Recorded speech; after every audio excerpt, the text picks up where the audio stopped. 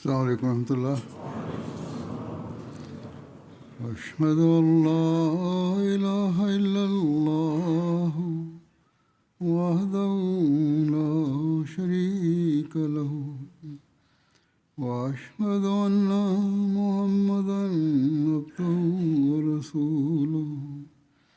أما بعد فأعوذ بالله من الشيطان الرجيم. بسم الله الرحمن الرحيم. الحمد لله رب العالمين الرحمن الرحيم مالك يوم الدين.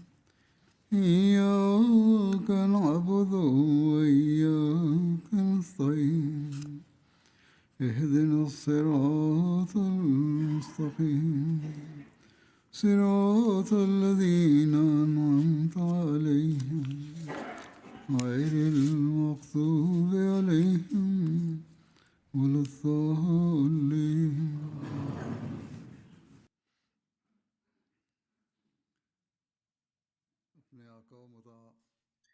Hari ini saya akan menyampaikan beberapa hal mengenai ajaran dan sunnah, junjunan dan pemimpin kita, Hadrat Muhammad Mustafa Sallallahu Alaihi Wasallam, dan peristiwa-peristiwa kerendahan hati dan ketundukan hamba beliau yang sejati, serta nasihat kepada jemaat kita untuk mengadopsi kerendahan hati dan ketundukan ini, melihat standar tinggi kerendahan hati beliau. Ilham. Pada tanggal 18 Maret tahun 1907, beliau alaihissalam menerima ilham yang berbunyi, cara-cara kerendahan hatimu menyenangkannya. Hadrat Aqdas Masih Maud alaihissalam bersabda di suatu tempat, telah disingkapkan kepada hamba yang lemah ini bahwa hamba dari sisi kefakiran, kerendahan hati, ketawakalan, pengorbanan, ayat-ayat, dan cahaya-cahaya merupakan contoh kehidupan pertama Al-Masih, dan watak hamba yang lemah ini dan watak Al-Masih sangat mirip satu sama lain. Seolah-olah dua bagian dari satu substansi atau dua buah dari satu pohon yang sama.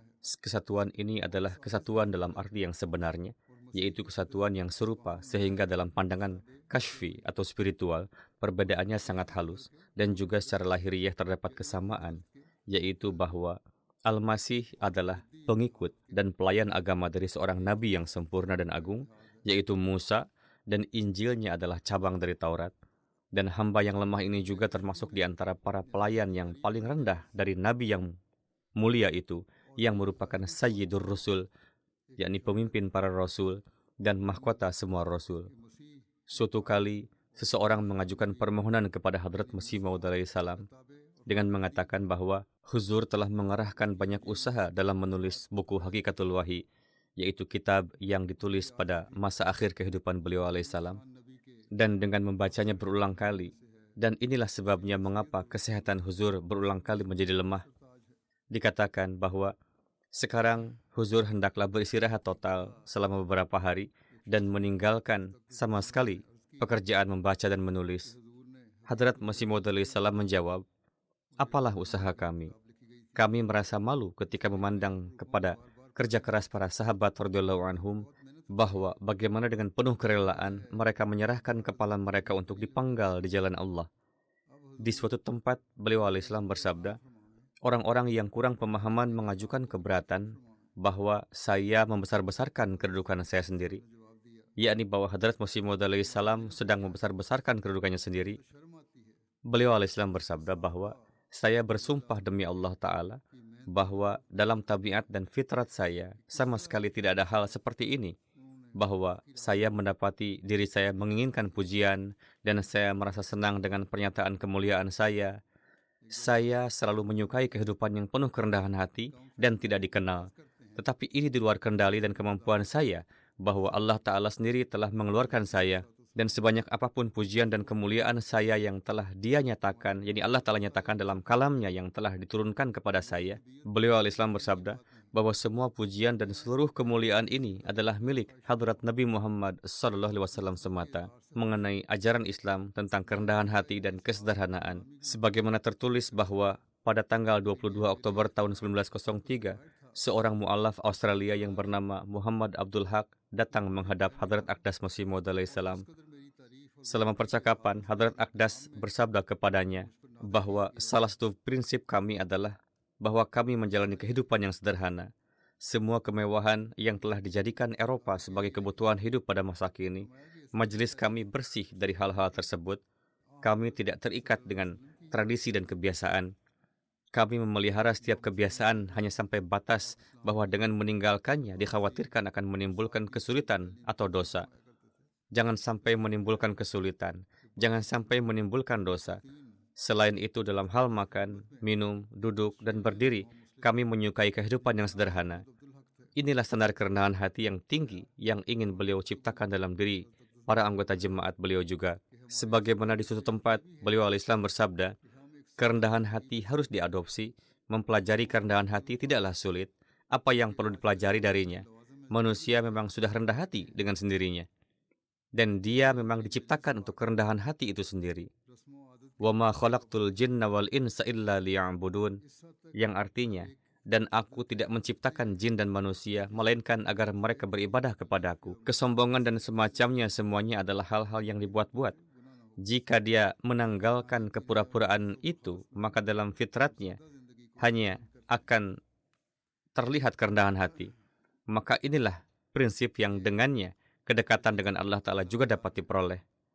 Dalam memberikan nasihat untuk mengadopsi kerendahan hati, di suatu tempat beliau alaihissalam bersabda, beruntunglah orang-orang yang menganggap diri mereka paling hina dan kecil dari semua orang, dan berbicara dengan penuh malu, dan menghormati orang-orang miskin dan fakir, dan memperlakukan orang-orang yang rendah hati dengan penuh penghormatan, dan tidak pernah mengolok-olok karena kejahatan dan kesombongan, dan mengingat Tuhan mereka yang maha pemurah, dan berjalan di muka bumi dengan kerendahan hati. Maka aku berulang kali mengatakan bahwa orang-orang seperti itulah yang untuk mereka keselamatan telah disiapkan. Orang yang tidak keluar dari neraka kejahatan dan kesombongan dan egoisme dan keangkuhan dan kecintaan pada dunia dan keserakahan dan kejahatan di dunia ini, dia tidak akan pernah keluar di dunia ini. Artinya, amal perbuatan kebajikan yang dilakukan di dunia ini, itulah yang akan berguna di dunia berikutnya.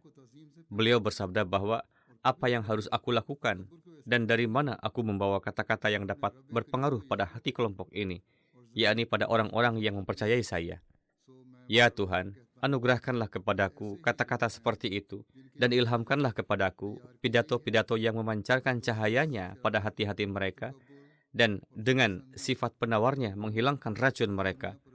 Jiwaku gelisah dengan kerinduan bahwa semoga suatu hari nanti aku melihat dalam jemaatku banyak orang yang benar-benar telah meninggalkan kebohongan dan telah membuat janji yang benar dengan Tuhan mereka, bahwa mereka akan menjaga diri mereka dari setiap kejahatan dan akan menjauhi sepenuhnya dari kesombongan yang merupakan akar dari semua kejahatan,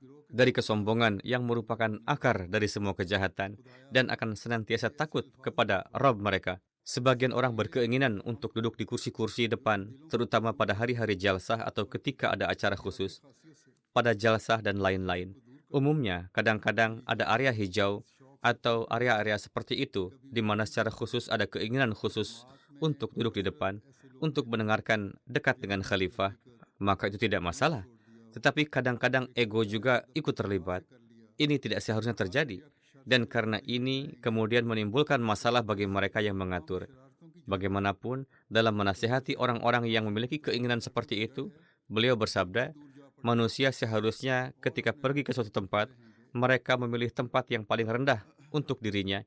Dan jika dia layak untuk tempat lain, maka tuan rumah sendiri akan memanggilnya dan memberikan tempat kepadanya dan akan menghormatinya. Jika memang harus mendudukan di depan, itu tidak masalah. Ada suatu nizam yang mengatakan kepada kita, silahkan tulis permohonan, kita lihat nanti. Jika nizam tidak mempertimbangkan permohonan atau karena suatu keterpaksaan menolaknya, maka tanpa keberatan apapun, tanpa menimbulkan keluhan dalam hati, seharusnya menerima keputusannya. Kemudian untuk memperoleh cinta Allah, kerendahan hati juga diperlukan. Mengenai hal ini, beliau alaihissalam bersabda, tidak ada seorang pun yang dapat memperoleh cinta dan keridhaan Allah kecuali dua sifat muncul dalam dirinya. Pertama, menghancurkan kesombongan sebagaimana gunung yang berdiri, yang telah mengangkat kepalanya tinggi-tinggi, jatuh dan menjadi rata dengan tanah. Demikian pula manusia seharusnya menjauhkan semua pikiran kesombongan dan kebesaran, mengambil sikap kerendahan hati, kelembutan dan ketawaduan. Dan yang kedua adalah bahwa terlebih dahulu semua ikatan-ikatan dia terputus sebagaimana gunung yang jatuh menjadi mutasaddian, yakni dalam Al-Quran Syarif disebutkan kata mutasaddian, menjadi hancur berkeping-keping, luluh lantah. Demikian pula ikatan-ikatan sebelumnya yang menjadi sebab kekotoran dan ketidakridhaan ilahi. Semua ikatan itu terputus. Maksudnya adalah ketika hubungan-hubungan lama yang darinya muncul keburukan-keburukan, di dalam dirimu ada hubungan-hubungan yang salah itu, hancurkanlah itu. Bukanlah maksudnya bahwa semua ikatan terputus sehingga kemudian timbul kecenderungan kepada kebaikan dan sekarang pertemuan-pertemuannya dan persahabatan-persahabatannya dan kecintaan-kecintaannya dan permusuhan-permusuhannya hanya karena Allah Ta'ala. Amal apapun yang dilakukan adalah untuk memperoleh keridhaan Allah Ta'ala. Di suatu tempat beliau bersabda, untuk menghindari dosa kepada Allah Ta'ala, ini adalah ayat Iyyaka na'budu wa iyyaka nasta'in, yang artinya hanya kepada Engkaulah kami menyembah dan hanya kepada Engkaulah kami memohon pertolongan. Orang-orang yang terus berdoa dengan kerendahan hati di hadapan Rabb mereka agar kiranya suatu kerendahan hati diterima, maka Allah Ta'ala sendiri menjadi penolong mereka. Mengenai hal ini, beliau alaihissalam menceritakan sebuah hikayat bahwa seseorang yang sangat rajin beribadah, banyak berdoa. Dia adalah orang yang sangat rajin berdoa. Dia berdoa, mengatakan, Ya Allah, berikanlah aku kebebasan dari dosa-dosa. Setelah banyak berdoa, dia berpikir bahwa bagaimana caranya agar kerendahan hati yang paling besar bisa terwujud. Bagaimana kerendahan hati itu bisa terjadi. Apa metodenya? Kemudian setelah berpikir, dia berkata, dia mengetahui bahwa tidak ada yang lebih rendah hati daripada anjing. Dia mulai menangis dengan suara seperti anjing. Seseorang yang lain mengira bahwa ada anjing yang masuk ke masjid. Jangan-jangan ada yang membuat wadahku najis. Maka dia datang dan melihat ternyata hanya orang yang rajin beribadah itu. Tidak ada anjing dimanapun. Akhirnya dia bertanya bahwa di sini ada anjing yang menangis. Aku mendengar suaranya, siapa tadi? Maka orang yang rajin beribadah itu berkata bahwa akulah anjing itu.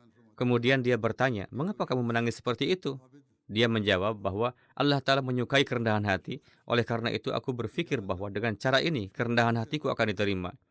Maka bagaimanapun, ini adalah pemikirannya. Sesuai dengan itu dia beramal. Maksudnya adalah agar menjadi makhluk yang paling rendah supaya bisa memperoleh kedekatan dengan Allah Ta'ala dengan cara apapun. Mengenai hal yang sama, di suatu tempat beliau bersabda, manusia yang merupakan makhluk yang hina, mulai menganggap diri mereka agung karena hasil yang ditimbulkan oleh perbuatan mereka sendiri. Adalah hasil dari tindakan seseorang yang menciptakan rasa keagungan ini. Kesombongan dan keangkuhan menguasai orang tersebut di jalan Allah. Selama seseorang tidak menganggap dirinya sebagai yang terkecil dari semua makhluk, ia tidak dapat mencapai keselamatan. Sementara menginstruksikan mereka yang memasuki ikrar baiatnya untuk mencapai standar kerendahan hati yang tertinggi, Hadrat Masih Maud Islam menyatakan, baiat ini pada hakikatnya berarti menjual diri sendiri. Berkah dan dampaknya terkait dengan syarat inilah. Seperti halnya sebutir benih yang ditanamkan ke dalam tanah, keadaan awalnya adalah bahwa ia ditanam oleh tangan petani dan tidak ada gambaran tentang apa yang akan terjadi padanya. Ia terkubur jauh di dalam tanah dan tersembunyi dari pandangan. Tidak ada yang tahu apa yang akan terjadi padanya. Namun jika benih itu unggul dan memiliki kapasitas untuk tumbuh, maka dengan karunia Allah Ta'ala dan melalui usaha petani, ia akan muncul di atas tanah. Kecambah dan tunasnya muncul. Dan satu butir menghasilkan ribuan butir. Dengan cara yang sama, seseorang yang memasuki ikrar baiat harus terlebih dahulu mengadopsi kerendahan hati dan kelembutan yang paling tinggi, serta harus memisahkan dirinya dari keegoisan dan hawa nafsunya. Hanya dengan demikian ia menjadi mampu untuk bertumbuh. Namun orang yang mempertahankan keegoisan berdampingan dengan ikrar baiat tidak akan pernah menerima manfaat apapun darinya. Yakni tanpa kerendahan hati tidak ada manfaat dari ikrar baiat. Beliau alaihissalam lebih lanjut menyatakan, semakin banyak kelembutan yang kamu adopsi dan semakin banyak kerendahan hati dan ketundukan yang kamu tunjukkan, Allah Ta'ala akan semakin ridho kepadamu. Beliau alaihissalam lebih lanjut bersabda, orang yang mencari keridhaan Allah Ta'ala melalui kerendahan hati, Allah Ta'ala menjadi ridho kepada mereka. Kemudian menjelaskan apa yang diperoleh melalui kerendahan hati dan kemana kesombongan pada akhirnya membawa seseorang. Mengenai poin ini, beliau alaihissalam menyatakan, pada mulanya Adam melakukan suatu dosa, begitu pula iblis. Namun Adam tidak memiliki kesombongan. Oleh karena itu, ia mengakui kesalahannya di hadapan Allah Ta'ala dan dosanya diampuni. Dari sini, manusia belajar bahwa ada harapan untuk pengampunan dosa melalui taubat. Karena Allah Ta'ala mengampuni Adam, seseorang yang menunjukkan kerendahan hati dan bertobat juga seharusnya berharap bahwa Allah Ta'ala akan mengampuninya. Tetapi iblis menjadi sombong dan dengan demikian menjadi terkutuk karena sesuatu yang tidak ada pada diri manusia. Sifat-sifat yang ada pada iblis tidak ada pada manusia, karena manusia dapat menjadi rendah hati. Orang yang sombong selalu bersiap untuk mengklaim suatu kualitas bagi dirinya sendiri. Dalam hal ini, kerendahan hati tidaklah ada dalam sifat manusia untuk menjadi sombong. Namun demikian, seseorang mulai membuat klaim kebesaran seperti yang dilakukan iblis tanpa alasan apapun. Beliau alaihissalam lebih lanjut menyatakan, para nabi memiliki banyak keistimewaan. Salah satu dari keistimewaan ini adalah penghapusan diri, yaitu membunuh egonya sendiri. Keserakahan tidak berdiam di dalam diri mereka. Mereka membawa semacam kematian atas diri mereka sendiri. Kebesaran hanya milik Allah Ta'ala semata. Mereka yang tidak bertindak sombong dan sebaliknya mengadopsi kerendahan hati tidak pernah binasa. Kemudian sambil mendorong orang-orang untuk mengadopsi kerendahan hati, Hadrat Masih Maud Islam pernah bersabda, bahkan sekarang masih banyak orang di dalam jemaat yang menjadi marah jika mereka mendengar hal sekecil apapun yang bertentangan dengan keinginan pribadi mereka. Namun sangat penting untuk menekan semua emosi semacam itu agar kesabaran, ketabahan, dan pengendalian diri dapat berkembang dalam sifat seseorang. Seringkali diamati bahwa semua diskusi dimulai atas hal yang sangat sepele, dan setiap orang menjadi sibuk untuk mengalahkan yang lain. Seseorang ingin menaklukkan yang lain sambil memikirkan bagaimana mereka akan menjadi pemenang. Pada saat-saat seperti itu, seseorang harus menjaga dirinya dari dorongan emosional dan demi menghilangkan perselisihan harus dengan sadar memilih kerendahan hati, bahkan dalam hal-hal yang sangat kecil sekalipun. Seseorang tidak boleh pernah berusaha untuk merendahkan saudara sesama. Jika kita menelaah hal ini dalam kehidupan kita, kita akan menemukan banyak orang yang memiliki rasa kehormatan yang palsu dan bersifat egois. Karena hal ini, perselisihan semakin meningkat. Namun, jika seseorang benar-benar mencari kedekatan kepada Allah Ta'ala, ia dapat memperoleh keselamatan. Beberapa orang bahkan berusaha untuk menyakiti orang lain. Terkadang mereka dengan penuh niat jahat mengajukan pengaduan, mengatakan bahwa seseorang berbicara buruk kepada mereka selama perselisihan, dan kemudian mereka berusaha untuk melibatkan orang tersebut dalam kasus palsu atau suatu bentuk hukuman, meskipun hal itu dilakukan secara tidak benar. Pada kesempatan lain, sambil menggambarkan keadaan orang-orang yang rendah hati setelah kematian, Hadrat Masih Maud Islam bersabda, kematian telah ditetapkan bagi setiap orang. Suatu hari setiap orang pasti akan meninggalkan dunia ini. Cepat atau lambat, setiap orang akan menghadapi nasib yang sama. Namun, mereka yang meninggal dalam kemiskinan, bebas dari kepura-puraan, dan dalam keadaan rendah hati serta tawadu, disambut sedemikian rupa sehingga surga itu sendiri seolah-olah maju untuk menyambut mereka, sebagaimana Nabi Isa alaihissalam telah menyebutkan mengenai Lazarus. Siapakah Lazarus? Kisah ini tercatat dalam Injil Lukas. Ada seorang kaya yang berpakaian jubah ungu dan pakaian halus. Ia mengenakan pakaian berwarna-warni, lembut, dan mewah, serta hidup setiap hari dalam kebahagiaan, perayaan, dan kemegahan. Injil mencatat kisah ini. Ada juga seorang miskin bernama Lazarus, penuh dengan borok dan menderita penyakit kulit. Ia dibaringkan di depan pintu gerbang orang kaya itu dan duduk di sana di luar pintunya. Dia berkeinginan, aku akan mengenyangkan perutku dengan remah-remah yang jatuh dari meja orang kaya ini, yakni makanan yang tersisa di sana akan mereka buang keluar. Maka aku juga akan memakannya. Bahkan anjing-anjing pun datang untuk menjilati penyakit bisulnya. Dia begitu tidak berdaya dan kurus sehingga ia sendiri tidak bisa mengusir anjing-anjing itu. Mereka pun datang menjilati luka-lukanya, dan akhirnya terjadilah. Alkitab telah menulis bahwa orang miskin itu meninggal, dan para malaikat membawanya dan menempatkannya di pangkuan Ibrahim. Demikian pula orang kaya itu pun meninggal dan dikuburkan. Di alam ruh, dia mengangkat matanya dalam keadaan diazab. Alkitab menyebutkan, di alam ruh, dia atau orang kaya itu tersiksa azab. Dia mengangkat matanya dan melihat Ibrahim dari jauh dan melihat Lazarus di pangkuannya. Dan ia berseru dengan berkata, "Wahai Bapak Ibrahim, kasihanilah aku. Utuslah Lazarus untuk membasahi ujung jarinya dengan air dan menyegarkan lidahku. Utuslah Lazarus. Berilah aku juga keselamatan dari azab ini. Setidaknya basahilah jarimu dan letakkan air di lidahku karena aku tersiksa dalam api ini." Ibrahim berkata, "Anakku, ingatlah bahwa engkau dalam hidupmu telah menerima kehidupanmu yang baik, sementara itu Lazarus tidak menerima hal selain hal-hal yang buruk. Dia tidak mendapatkan apa-apa di dunia, tetapi sekarang dia mendapat penghiburan di sini, sementara engkau tersiksa." Beliau alaihissalam bersabda, "Jadi, kesudahan seperti ini adalah bagi orang-orang yang menyombongkan diri. Manusia selama dia tidak memperlakukan seseorang perempuan tua yang miskin dan tak berdaya dengan akhlak yang sama seperti dia memperlakukan, atau seharusnya memperlakukan seseorang yang berkedudukan tinggi, dan tidak menjaga dirinya dari segala macam kesombongan, keangkuhan, dan ketakaburan, maka dia sama sekali tidak dapat masuk ke dalam kerajaan Allah Ta'ala." Kemudian beliau alaihissalam bersabda, "Orang yang sombong atau takabur, ia ingin agar duduk di atas singgasana Tuhan. Oleh karena itu, mohonlah selalu perlindungan dari sifat yang buruk ini. Jika semua janji Allah Ta'ala pun tersedia menyertaimu, tetaplah engkau menempuh jalan yang merendah dan perlihatkanlah kerendahan hati. Karena orang yang bersikap merendahlah yang menjadi kekasih Allah Ta'ala." Maka dari itu, berkenaan dengan sifat tawadu dan kerendahan hati, beliau menyebutkan sebuah peristiwa dengan bersabda, "Sifat kerendahan hati atau tawadu dan kesederhanaan adalah hal yang sangat baik. Seorang yang meskipun dalam keadaan membutuhkan namun bersikap sombong, maka dia tidak akan pernah dapat mencapai tujuannya. Hendaklah ia mengambil sikap rendah hati." Diriwayatkan bahwa Jalinus, seorang hakim, adalah pelayan di istana seorang raja. Satu kisah lagi disebutkan di sini. Kebiasaan raja adalah memakan benda-benda yang sangat buruk, yang membuat Jalinus yakin bahwa raja akan terkena penyakit kulit atau kusta. Makanan-makanannya adalah jenis yang salah.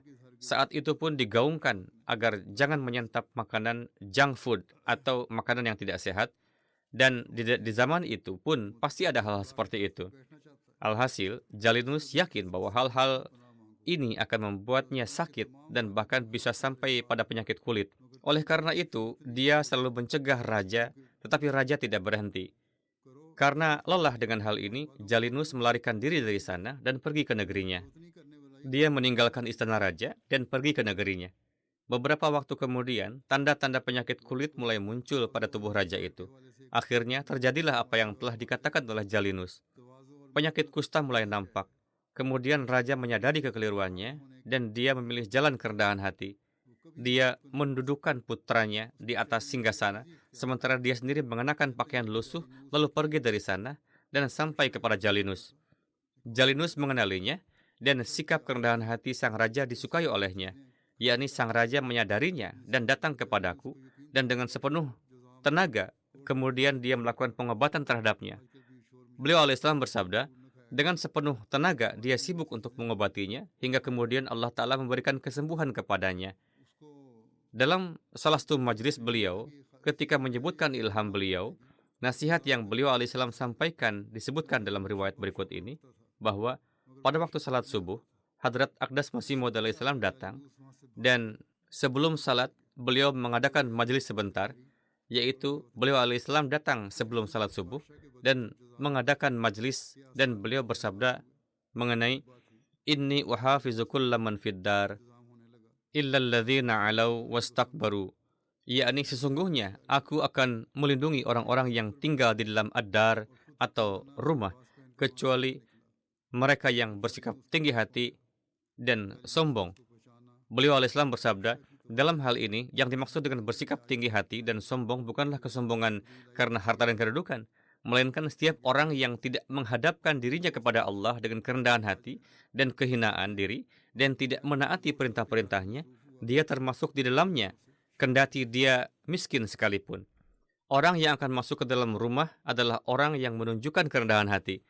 Kemudian pada suatu kesempatan beliau alaihissalam bersabda, ketika manusia memperoleh keberhasilan dan tidak ada lagi keadaan lemah dan musibah yang ia alami, maka orang yang pada waktu itu mengambil sikap merendah dan mengingat Allah, dialah orang yang kamil atau sempurna. Beliau tidak hanya menasihati jemaat dengan sabda-sabda ini saja, melainkan beliau pun menerangkan dan membuktikan hal-hal ini dengan amalan beliau sendiri. Sebagaimana contohnya juga telah saya sebutkan di awal bahwa Allah Ta'ala pun menyukai amal perbuatan beliau alaihissalam.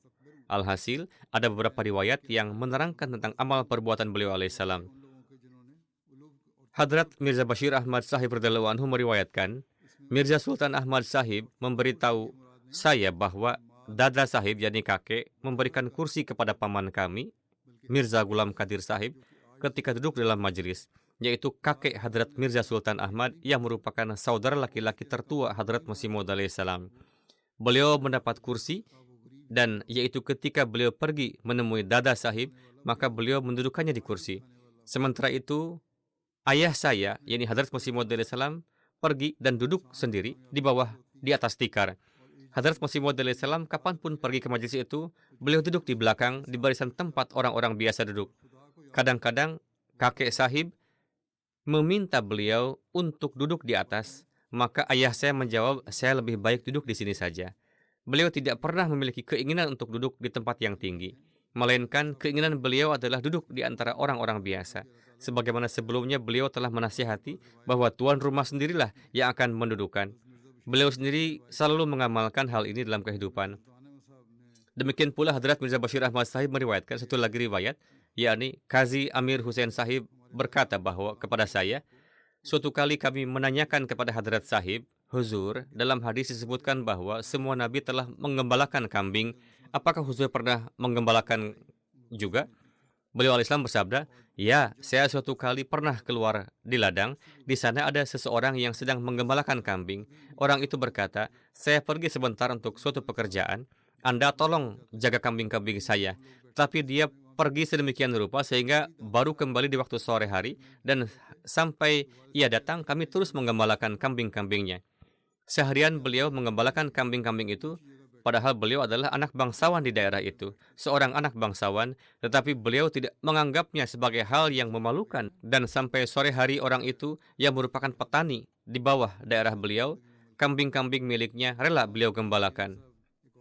Demikian pula dalam menyebutkan tentang sifat kerendahan hati beliau alaihissalam, Hadrat Khawaja Abdurrahman Sahib yang bekerja di kantor Al-Fazal menuturkan, saya telah menjadi penjaga pintu di pintu Hadrat Masih Maud alaihissalam. Saya duduk di luar untuk menjaga, untuk menyampaikan pesan dari orang-orang yang datang, atau memberitahu, atau jika ada saja pekerjaan yang perlu dilakukan. Alhasil, saya biasa duduk di luar, di pintu beliau, dan di dalam rumah huzur. Saya telah menjadi penjaga pintu dan saya pun sempat tinggal lama di dalam rumah huzur dan saya juga kerap masuk ke dalam. Jadi saya tidak pernah mendengar Hadrat Sahib mengucapkan kata apapun selain ji, yakni ya, secara hormat. Kapanpun Hadrat Sahib berbicara dengan saya, beliau selalu berbicara dengan ji. Ketika beliau berbicara, kata ji pasti beliau gunakan. Saya tidak pernah melihat adanya sifat kesombongan dan keangkuhan. Khajah Sahib berkata, saya tidak pernah melihat adanya sifat keangkuhan dan kesombongan pada diri beliau alaihissalam. Beliau selalu berbicara dengan kelembutan, di wajah beliau selalu ada keceriaan. Saya tidak pernah melihat beliau menarik atau mengernyitkan alis. Tidak pernah di dahi beliau tampak ada kerutan. Saya tidak pernah mendengar bahwa Hadrat Mirza Sahib alaihissalam kepada seseorang menggunakan kata sini atau tu, kau. Kata sini atau kau tidak pernah beliau gunakan. Beliau selalu memperlakukan dengan hormat. Hadrat Mirza Bashir Ahmad Sahib radhiyallahu anhu menulis, Dr. Mir Muhammad Ismail Sahib menceritakan kepada saya bahwa Hadrat Masih Maud alaihissalam tidak pernah merasa malu untuk melakukan pekerjaan rumah apapun. Beliau sendiri membentangkan carpai atau dipan tempat tidur. Beliau mengepel lantai, pekerjaan mengepel dan lain sebagainya pun beliau lakukan. Beliau merapikan tempat tidur, beliau menyapu. Kadang-kadang saat tiba-tiba hujan turun dan saat itu anak-anak kecil masih tidur di atas carpai, Huzur di satu sisi memegang carpai dan di sisi lain seseorang yang lain memegangnya dan bersama-sama membawanya ke dalam beranda. Sekarang ada AC, kipas angin, dan sebagainya, namun pada masa itu tidak ada. Oleh karena itu, di musim panas orang-orang biasa tidur di luar halaman, dan di malam hari jika ada angin kencang atau hujan, maka carpai harus diangkat kemudian dipindahkan ke dalam beranda. Maka beliau alaihissalam pun membantu mengangkat carpai anak-anak. Jika seseorang pada saat seperti itu atau di pagi hari ingin membangunkan anak-anak dengan mengguncang-guncang mereka, maka Huzur melarangnya dan bersabda, dengan mengguncangnya dan berteriak secara tiba-tiba seperti itu, anak-anak akan kaget dan takut. Bangunkanlah dengan memanggil secara perlahan. Kemudian Hadrat Mirza Bashir Ahmad Sahib radhiyallahu anhu juga menceritakan sebuah riwayat, yakni Mirza Sultan Ahmad Sahib menceritakan kepada saya, beliau juga mendengar riwayat ini dari Maulwi Rahim Bakhsh Sahib, bahwa ayah beliau, yakni Hadrat Masih Maud salam, tinggal di luar di Chobara, yakni kamar di lantai atas. Di sanalah makanan dikirimkan untuk beliau, dan makanan jenis apapun yang disediakan, beliau menyantapnya. Hadrat Mirza Sultan Ahmad Sahib di sini tengah menyebutkan tentang Hadrat Masih Maud salam, yakni ayahanda tinggal di luar di Chobara. Ada sebuah kamar yang menjadi tempat tinggal beliau di luar di lantai 2. Di sanalah beliau tinggal dan di sanalah makanan dikirimkan untuk beliau alaihissalam. Ketika beliau berpuasa, Hadrat Masih Maud salam juga menceritakan bahwa pada masa itu pun makanan yang dikirimkan beliau bagikan kepada orang-orang miskin. Jadi, makanan yang dikirimkan ke sana dan jenis apapun makanan yang tersedia, Hadrat Masih Maud salam memakannya dan beliau tidak pernah mengatakan apa-apa. Kemudian dalam sejarah jemaat terdapat sebuah peristiwa yang sangat terkenal. Ini adalah kisah sebelum pernyataan diri beliau. Ketika Maulwi Muhammad Hussein Batalwi Sahib baru saja menjadi seorang maulwi dan ulama, kemudian kembali dari Delhi ke Batala, maka keriuhan pun terjadi di wilayah tersebut. Pada masa itu, perdebatan ilmiah antara mukallidin yang merupakan pengikut salah satu mazhab fikih seperti Hanafi, Maliki, dan lain-lain. Mereka disebut mukallidin dan ghair mukallidin yang bukan pengikut mazhab fikih manapun seperti golongan ahli hadis dan lain-lain. Ini adalah hal yang umum. Ketika penduduk Batala melihat kegaduhan ini, pandangan mereka tertuju kepada Hadrat Aqdas alaihi salam agar beliau alaihi salam dihadapkan dengannya, yakni dengan Maulwi Husain Batalwi. Dan orang-orang Batala itu yakin bahwa hanya beliau alaihi salam lah yang dapat membungkam ulama muda ini. Hadrat Aqdas Masih Maud salam dengan susah payah dibujuk untuk perdebatan ini. Beliau alaihissalam pada awalnya tidak bersedia. Akan tetapi, orang-orang sangat mendesak dan beliau akhirnya setuju. Beliau pun diantar untuk perdebatan. Jumlah pendukung yang cukup banyak dari kedua belah pihak pun berkumpul. Orang-orang dari kedua belah pihak berdiri dan berkumpul bersama. Dua kelompok yang berbeda, dan hari ini, di sini tertulis, dan hari ini secara khusus kelompok mukallidin dengan alasan yang tepat sangat yakin sejak awal akan kemenangan mereka. Dan memang seharusnya demikian karena hari ini seorang alim ulama yang besar ini, yakni Hadrat Masih Maud salam, telah dihadirkan untuk berdebat. Golongan mukallidin berpikir, hari ini kami pasti menang karena Hadrat Masih Maud salam, Hadrat Mirza Ghulam Ahmad Qadiani alaihissalam datang di hari ini karena cengkeraman beliau sedemikian rupa sehingga lawan menjadi tidak berdaya dan tak berdaya seperti burung yang terjerat.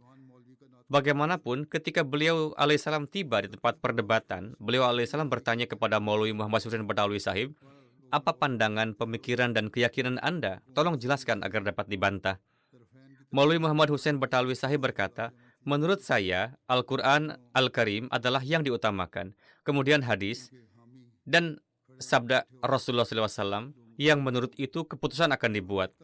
Ketika Hadrat Aqdas Masih Maud mendengar keyakinan ini dari Maulwi Sahib, beliau alaihissalam bersabda, menurut saya dalam keyakinan dan pandangan Anda tidak ada hal yang dapat dipersoalkan dan dibantah.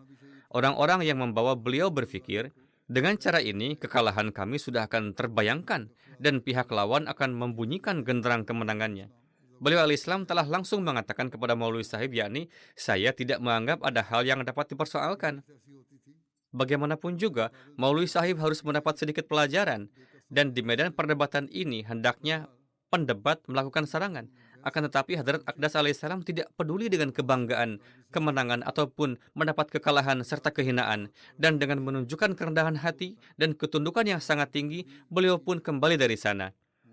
Hadrat Aqdas Masih Maud salam dalam menyebut peristiwa ini pernah menulis, pada tahun 1868 atau 1869 juga terjadi sebuah ilham yang aneh dalam bahasa Urdu yang layak ditulis di tempat ini.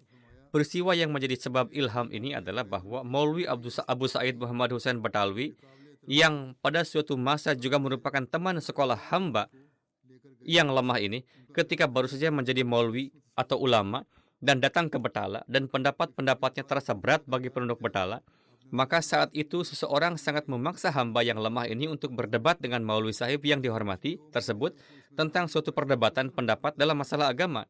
Maka atas ajakan dan permintaannya, hamba yang lemah ini pada waktu sore pergi bersama orang tersebut ke rumah maulwi sahib yang dihormati itu dan menemui maulwi sahib beserta ayah beliau di masjid. Kemudian kesimpulannya adalah hamba yang hina ini setelah mendengarkan pidato maulwi sahib yang dimaksud pada waktu itu, mengetahui bahwa dalam pidato beliau tidak ada hal yang berlebihan yang dapat dipersoalkan. Oleh karena itu, semata-mata karena Allah, perdebatan tersebut pun ditinggalkan.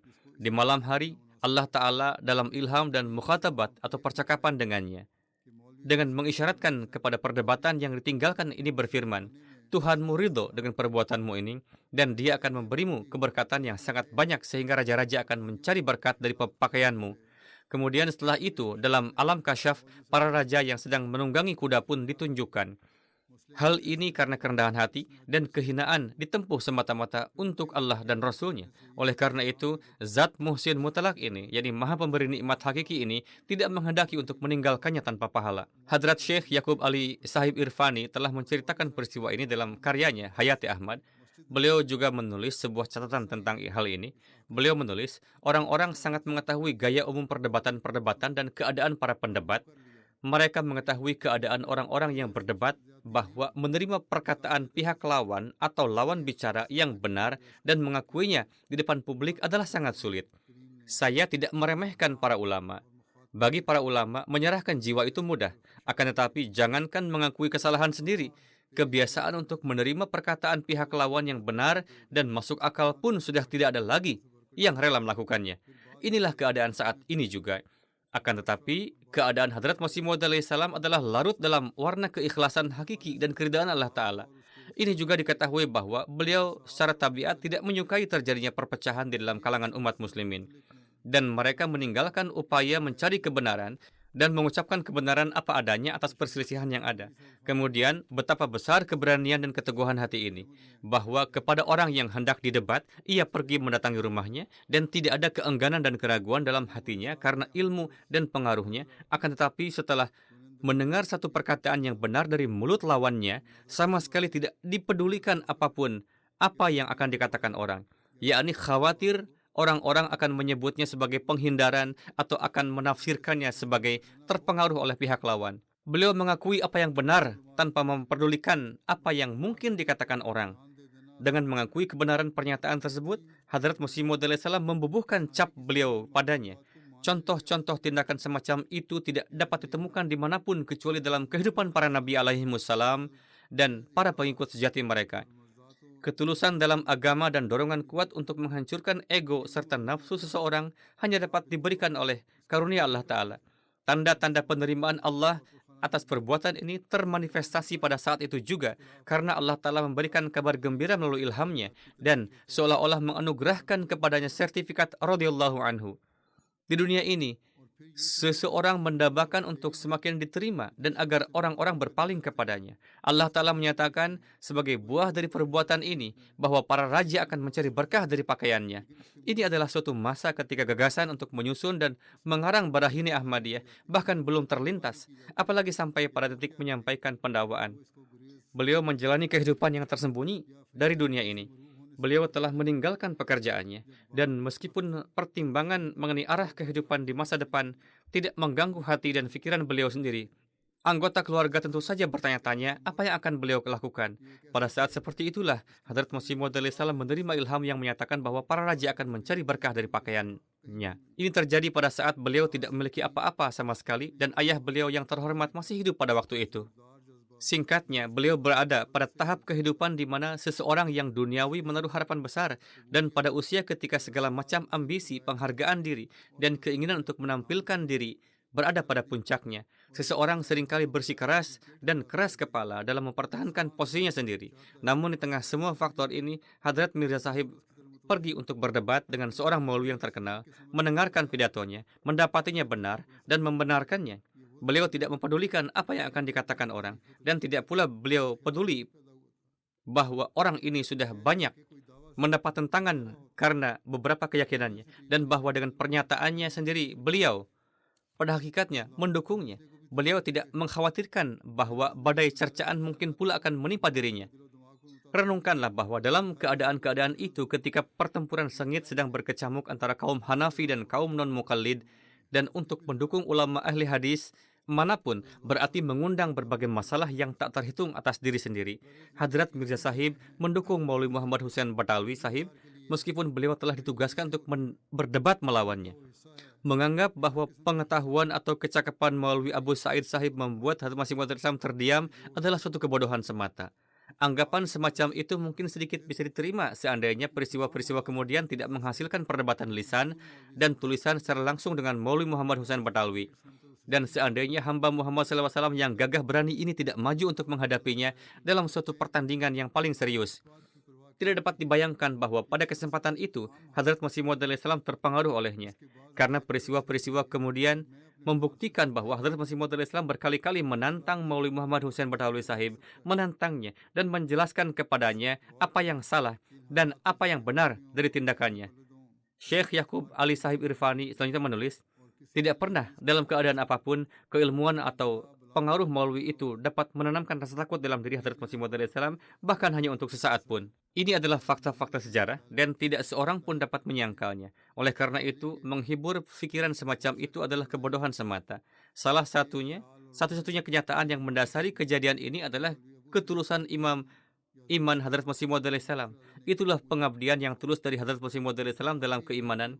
Maka ketika beliau alaihissalam menerima pernyataan Maulwi Muhammad Hussein Badawi pada kesempatan itu, beliau tidak melakukannya karena rasa takut kepadanya. Kemudian beliau menantangnya berkali-kali, mengundangnya berulang kali untuk berdiskusi dan mendesaknya untuk datang ke jalan yang benar.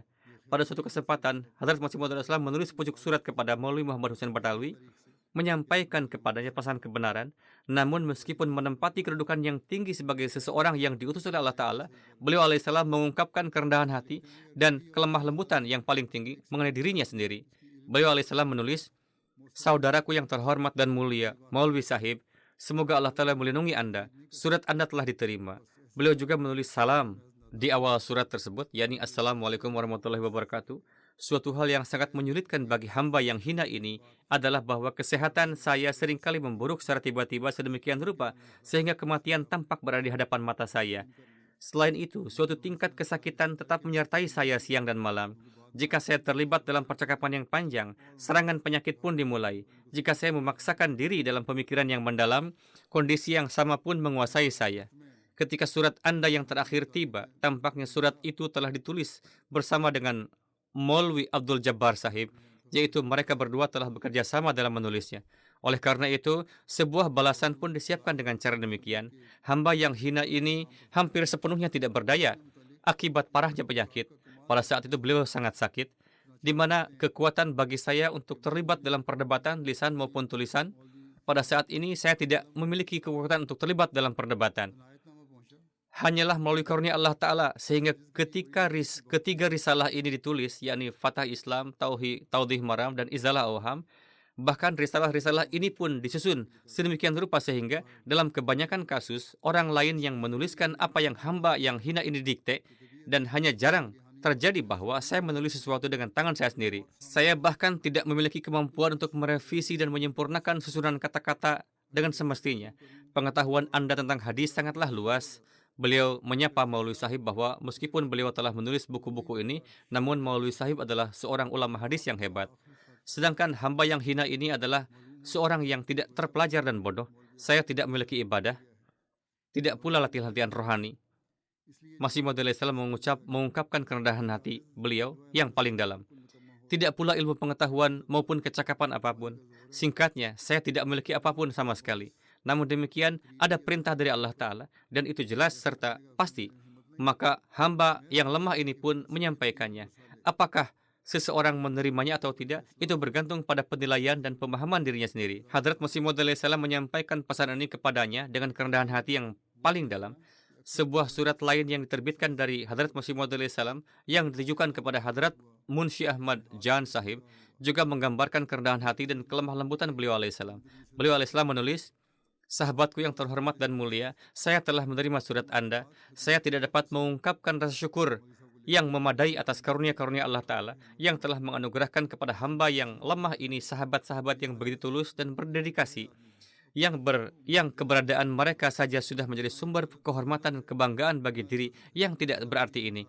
Semoga Allah Ta'ala senantiasa menjaga Anda dalam kebahagiaan dan kemakmuran, serta membalas perhatian Anda yang tulus dari lubuk hati terhadap perkara ini. Hamba yang lemah ini sungguh tidak berdaya dan tidak berarti. Sepenuhnya hanyalah melalui karunia dan kemurahan hati yang maha penyayang, sehingga dia terus mencurahkan karunia yang berlimpah kepada diri yang tidak layak ini tanpa sedikit pun jasa atau hak dari pihak saya. Dia sedang menganugerahkan karunia yang sangat agung. Dia mendapati cacat demi cacat pada diri saya, namun tetap memberikan kebaikan demi kebaikan. Dia melihat kesalahan demi kesalahan, namun terus melimpahkan berkah demi berkah. Sungguh, dia maha penyayang dan maha pemurah. Dari mana saya bisa menemukan kata-kata untuk mengucapkan syukur atas karunia-karunia-Nya? Hamba yang rendah ini bukanlah apa-apa, hina, tidak berdaya, dan sama sekali tidak memiliki apapun. Dia mendapati saya di dalam debu dan mengangkat saya. Yakni Allah Ta'ala mendapatinya seolah-olah berada di dalam debu, lalu mengangkat derajatnya.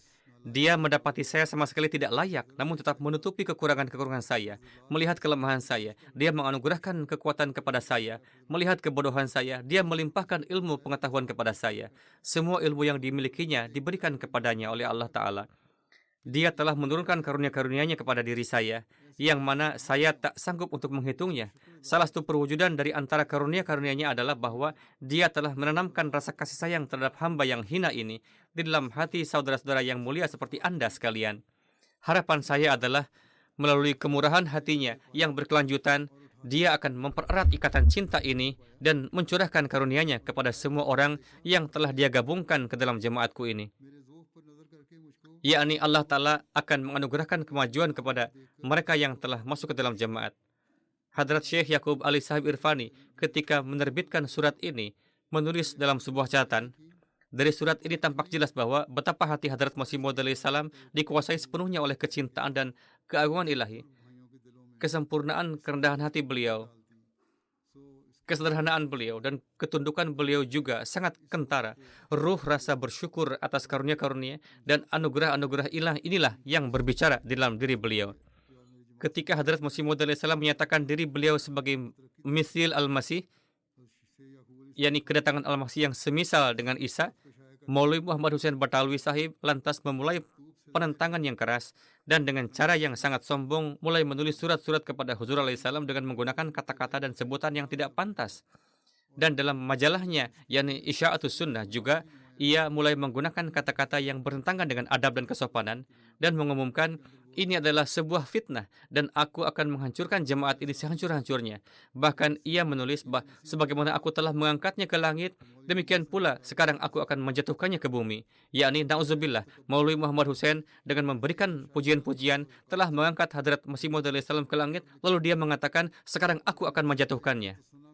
Maulwi Sahib beranggapan bahwa review atau ulasan yang ditulisnya tentang kitab Barahini Ahmadiyah seolah-olah telah mengangkat Hadrat Masih Maud salam ke langit. Akan tetapi, sebagai jawaban atas semua kata-kata kasar, ucapan takabur, dan surat menyurat ini, Huzur alaihissalam menunjukkan kesabaran, kerendahan hati, dan sikap merendah yang sedemikian rupa sehingga bahkan melampaui kesabaran Hadrat Isa al-Masih dari Nazaret. Di sini cukup diperlihatkan satu saja surat Hadrat Masih Maud salam kepada Maulwi Sahib agar tampak jelas bahwa dalam menghadapi kata-kata kasar dan kesombongannya, di dalam hati Huzur alaihissalam terdapat lautan simpati, kebaikan, dan kerendahan hati beliau. Oleh karena itu, beliau menulis dengan menyapa Maulwi Sahib, surat karunia dari Anda telah sampai, surat Anda telah diterima. Meskipun Tuhan yang Maha Mulia adalah Maha mengetahui bahwa hamba yang lemah ini adalah diutus olehnya, dan dalam perkara-perkara di mana terdapat kekhawatiran tersebarnya fitnah bagi masyarakat umum, bahwa selama belum ditampakkan dengan nyata secara yakin dan sempurna, maka ini tidak pernah saya ucapkan dengan lisan. Akan tetapi dalam hal ini pasti ada hikmah dari Tuhan yang Maha Mulia. Dalam perkara turunnya Isa Al-Masih ini yang tidak memiliki kaitan dengan asal dan inti Islam, yaitu hakikat dan intisari Islam, dan hakikat sebenarnya tentang ini telah dibukakan kepada seorang Muslim yang seharusnya juga diperlakukan secara husnuzon atau prasangka baik atas dasar persaudaraan. Anda yang terhormat ini justru terdorong untuk menulis secara menentang. Pertama-tama, seharusnya ketika saya mengatakan bahwa Nabi Isa telah wafat, Anda semua seharusnya mendukung saya dalam kedudukan saya sebagai seorang Muslim. Akan tetapi, Anda memulai kata-kata permusuhan. Beliau alaihissalam bersabda, Anda yang terhormat ini telah terdorong untuk menulis secara menentang, namun saya tahu bahwa dalam hal ini, niat Anda pasti baik. Mungkin ini dilakukan dengan niat baik. Dan meskipun saya mengeluhkan ketergesa-gesaan Anda yang menunjukkan sikap terburu-buru, Anda menggunakan kata-kata seraya tergesa-gesa. Dan ini saya nyatakan baik secara langsung maupun tidak langsung. Namun saya berprasangka baik terhadap niat Anda. Meskipun demikian, saya tetap berprasangka baik kepada Anda. Dan saya menganggap Anda adalah lebih baik daripada kebanyakan ulama pada masa kini. Bahkan jika Anda tidak gusar dalam hal upaya-upaya perjuangan demi Allah, saya justru menganggap Anda lebih baik daripada Maulwi Nazir Hussein. Meskipun saya mengeluhkan hal-hal ini kepada Anda, namun karena kejernihan batin Anda, saya mencintai Anda. Jika saya tidak diakui, maka saya akan menganggap bahwa inilah yang telah ditakdirkan untuk saya. Saya tidak ada hubungannya dengan kemenangan dan kekalahan, melainkan tujuan saya adalah penghambaan dan ketaatan terhadap perintah. Tujuannya adalah ketaatan terhadap perintah, bukan mengenai apakah saya memperoleh kemenangan atau tidak. Allah Ta'ala telah memerintahkan saya untuk melakukan ini. Dalam ketaatan kepadanya, saya melakukan ini. Saya telah menyatakan diri saya. Saya mengetahui bahwa dalam perbedaan pendapat ini, niat Anda pasti baik. Tetapi menurut saya lebih baik jika Anda terlebih dahulu berbicara dengan saya. Dan setelah menelaah kitab-kitab saya, yaitu Risalah Salasah, yakni rangkaian 3 buku yang terdiri dari Fatih Islam, Taudih Maram, dan Izalah Auham, barulah kemudian menulis sesuatu. Saya tidak merasa sedih atau duka sedikit pun bahwa seorang sahabat seperti Anda siap untuk menentang, karena perbedaan pendapat ini juga akan demi kebenaran. Anda mungkin berjuang demi kebenaran, tetapi bacalah dulu kitab-kitab saya. Sekarang saya memiliki kesehatan untuk bertemu dengan Anda. Kesehatan saya baik-baik saja. Saya dapat datang untuk bertemu. Jika Anda datang untuk bertemu di Batala, maka meskipun saya sakit dan menderita pusing kepala yang sedemikian rupa sehingga salat pun tidak dapat dilakukan dengan berdiri, namun dengan tersandung-sandung saya tetap akan sampai kepada Anda. Kesehatan saya cukup untuk dapat melakukan perjalanan, tetapi bagaimanapun juga saya mengalami sakit kepala dan pusing, namun saya tetap berusaha untuk datang. Kemudian Hadrat Masih Maud Islam menulis dalam sebuah surat lain kepada Maulwi Muhammad Hussein Batauli, saya berharap jika Anda tidak marah, menurut pendapat hamba yang lemah ini, dalam tulisan Anda kepada saudara kami, Maulwi Hakim Nuruddin Sahib, di dalamnya terdapat sejumlah ungkapan yang sedemikian rupa keras. Dalam surat yang ditulis oleh Anda kepada Hakim Maulwi Nuruddin Sahib, Anda telah menggunakan kata-kata yang sangat keras. Allah Ta'ala senantiasa menyukai kerendahan hati dan ketundukan, dan akhlak para ulama terhadap saudara-saudaranya haruslah berada pada derajat yang paling tinggi. Akhlak haruslah baik, agama yang untuknya dicurahkan segala kepedulian dan upaya pembelaan di siang dan malam, agama apakah itu? Hanya ini, yakni semua keadaan dan perbuatan kita, gerak dan diam kita, menjadi sesuai dengan kehendak Allah dan Rasul-Nya. Menurut pendapat saya, di antara semua pencapaian akhlak, sebagaimana Allah Ta'ala sedemikian rupa sangat menyukai tawadu, kerendahan hati, dan setiap corak ketundukan yang adalah berlawanan dengan kesombongan, sesungguhnya tidak ada cabang akhlak yang Tuhan sedemikian rupa sukai seperti ini. Saya ingat bahwa pada suatu ketika hamba yang lemah ini bercakap-cakap dengan seorang Hindu yang sangat tidak beragama, dan dia menggunakan kata-kata yang sangat merendahkan untuk menghina agama yang teguh ini. Karena gejolak untuk membela agama, hamba yang lemah ini lantas sedemikian rupa menempuh ayat waghluz alaihim, yakni bersikap keraslah terhadap mereka. Namun karena sikap keras itu menjadikan seseorang sebagai sasaran, maka saya menerima ilham dalam ucapanmu terdapat kekerasan. Diperlukan kelembutan atau rifkun, diperlukan kelembutan. Meskipun saya telah memberikan jawaban kepadanya, Allah Ta'ala tetap berfirman kepada saya, bersikaplah lemah lembut. Jika kita melihat dengan adil, apakah ukuran diri kita ini Dan apakah ukuran ilmu kita ini? Jika seekor burung mematuk di lautan, yakni mematuk dengan paruhnya, apa yang akan berkurang darinya? Jika seekor burung minum air dari lautan, mematuk dengan paruhnya, apa yang akan berkurang darinya? Bagi kita juga adalah lebih baik bahwa sebagaimana kita sejatinya adalah manusia yang khaksar atau serupa dengan tanah dan debu, maka tetaplah kita menjadi debu. Ketika junjungan kita SAW tidak menyukai adanya kesombongan dan keangkuhan dari diri kita, lalu mengapa kita melakukannya? Bagi kita, kehinaan adalah lebih baik daripada kehormatan yang menjadikan kita sasaran kemarahan. Lebih baik kita dihinakan daripada membuat Allah Ta'ala murka. Jadi, setiap ucapan dan perbuatan beliau alaihissalam adalah penuh dengan ungkapan kerendahan hati. Hanya ada satu pencarian beliau, yaitu agar bagaimana keridhaan Allah Ta'ala diraih, agar pesannya dapat disebarkan kepada dunia, agar keesaannya dapat ditegakkan. Kepada kita juga beliau alaihissalam telah berulang kali memberikan nasihat yang sama, yakni tempuhlah jalan kerendahan hati, karena di dalamnya terdapat kebaikan bagi kalian, dan hal inilah yang akan mendekatkan kalian kepada Allah Ta'ala. Semoga Allah Ta'ala menganugerahkan kepada kita taufik untuk menempuh jalan-jalan kerendahan hati.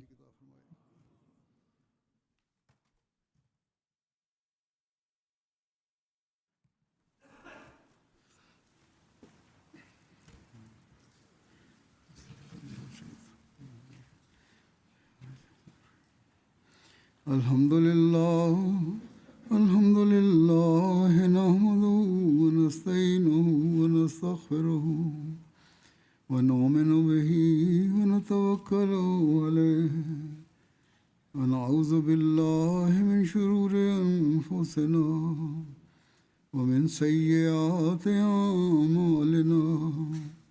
Man yahdihillahu fala mudilla lahu ومن يضلل فلا هادي له ونشهد أن لا إله إلا الله ونشهد أن محمدا عبده ورسوله عباد الله رحمكم الله إن الله يأمر بالعدل والإحسان وإيتاء ذي القربى وينهى عن الفحشاء والمنكر والبغي يعظكم لعلكم تذكرون اذكروا الله يذكركم وادعوه يستجب لكم ولذكر الله أكبر.